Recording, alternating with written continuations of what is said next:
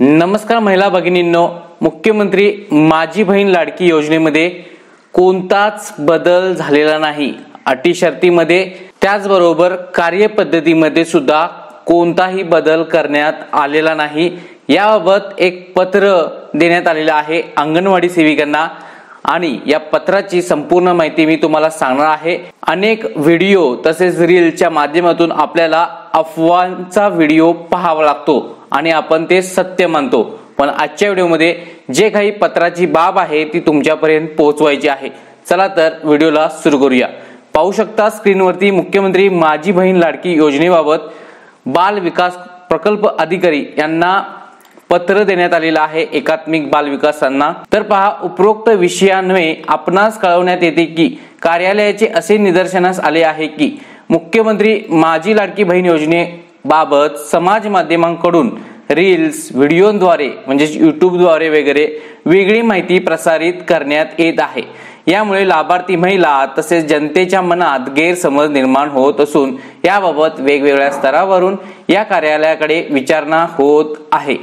या अनुषंगाने आपणास कळविण्यात येते की मुख्यमंत्री माझी लाडकी बहीण योजनेचे अटी व शर्तीमध्ये तसेच योजनेच्या सद्यस्थितीमधील कार्यपद्धतीमध्ये कोणताही बदल झालेला नाही. योजनेमध्ये कोणताही बदल असल्यास प्रशासनाकडून आपणास कळविण्यात येईल. सदर योजनेसंदर्भात चुकीच्या बातम्यामुळे लाभार्थी व जनतेच्या मनात कोणताही गैरसमज निर्माण होऊ नये याकरिता आपले स्तरावरून तसेच अंगणवाडी सेविकामार्फत या योजनेची सद्यस्थिती लाभार्थी व जनतेच्या निदर्शनास आणून द्यावी. हे जे पत्र देण्यात आलेले आहे बाल विकास प्रकल्प अधिकारी यांना, त्याचबरोबर हे अंगणवाडी सेविकांपर्यंत पोहोचलेलं आहे. तर पाहू शकता मैत्रिणींनो, जे काही तुम्ही युट्यूब वरती व्हिडिओ पाहताय, एक मागे पण मी व्हिडिओ बनवलेला होता की युट्यूब चॅनल वरती आज दुपारपर्यंत तुमच्या खात्यावरती पैसे जमा होणार आहेत. आजची तारीख टाकतात, थंबनेल टाकतात, त्यांच्या व्हिडिओला व्ह्यू 10 लाखाच्या वर गेले जातात. हे युट्यूब चॅनल चुकीच्या माहिती प्रसारित करत असतात आणि आपण त्यांचे व्हिडिओ पाहता पण त्यांना काहीच बोलत नाही. त्यांचे कमेंट सुद्धा ऑफ केलेले असतात. पण मैत्रिणींनो, तुम्हाला सांगायचं आहे की अशा अफवांवरती विश्वास ठेवू नये याबाबत सुद्धा मी एक व्हिडिओ बनवलेला होता.